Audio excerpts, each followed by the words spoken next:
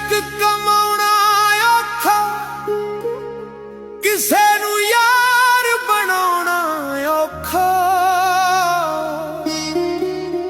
ਪਿਆਰ ਪਿਆਰ ਤੇ ਹਰ ਕੋਈ ਆਖੇ, ਕਰਕੇ ਪਿਆਰ ਨਿਭਾਉਣਾ ਔਖਾ।